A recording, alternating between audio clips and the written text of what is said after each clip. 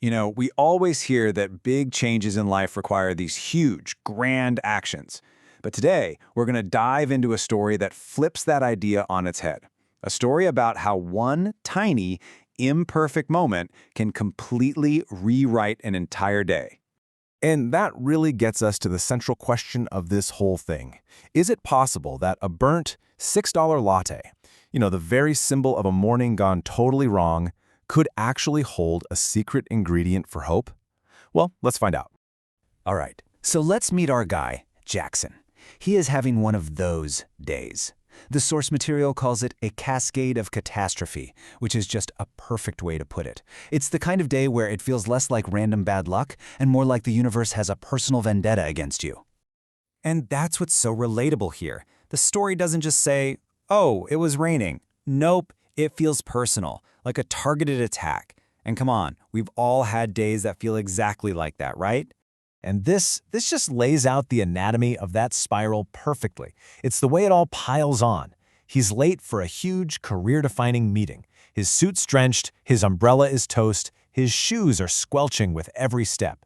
And then, the final insult, the one small comfort he tried to buy himself. This coffee tastes like actual charcoal. It's a complete and total system failure of a morning. And here it is. This is the real heart of the problem. It's not really about the rain or the broken umbrella or even the terrible coffee. It's about the feeling all those things create, this profound sense of being completely insignificant, just invisible, lost in a huge city where nobody sees you or your struggle. But then, just as he's about to be totally swallowed up by this negativity, something happens. The whole rhythm of the story just changes. It all comes to a halt in a single moment of quiet. It wasn't some big dramatic event. It was simple. But in the middle of all that rushing, all that frustration and inner chaos, just the sight of this woman sitting on a bench, it makes his whole world just stop for a second. And the story uses this amazing contrast to make its point. Look at this. On one side, you've got Jackson, rushing, frustrated, soaked, completely consumed by his problems. And on the other side, you have this woman.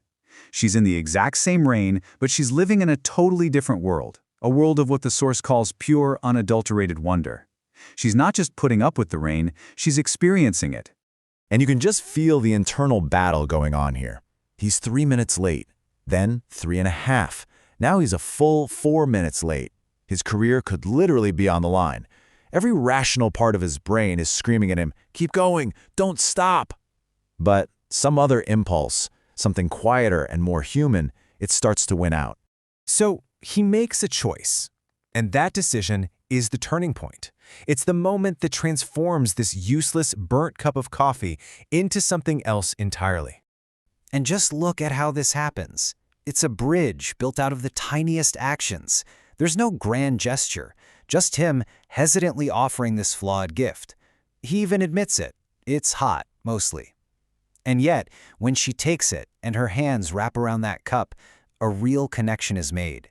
Instantly. And then we find out why. For Jackson, that cup was a $6 failure. But for her, it's a memory. It's the smell of her late husband, George. It's a daily ritual of love that she hasn't gotten to experience in a very, very long time. And this is the magic of perspective, isn't it? When he's faced with her quiet story, her genuine gratitude, all of his own problems, the meeting, the shoes, the bad day, they don't just disappear, but the weight of them is suddenly lifted. They just shrink in the face of a real human moment. So this brings us to the real takeaway of this whole story. It's about completely reframing a word that we think we understand. We're all taught that perfection means something is flawless, right? No mistakes. But this story suggests a much more powerful definition. Perfection isn't the absence of flaws. It's the presence of exactly what is needed right when it's needed. And you see, Jackson is still kind of stuck in that old way of thinking. He feels like he has to apologize for the coffee's flaw. He sees it for what it isn't. But she sees it for what it is. To her, the burnt taste is completely irrelevant. The warmth, the smell that brought back a beautiful memory, the simple kindness from a stranger, that is what made it perfect. And this is just a brilliant illustration of his whole transformation.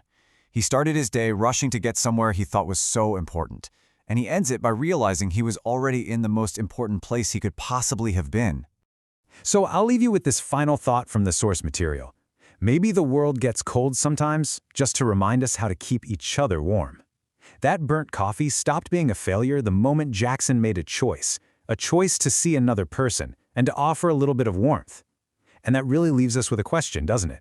What's your burnt coffee, and who out there might need its warmth today?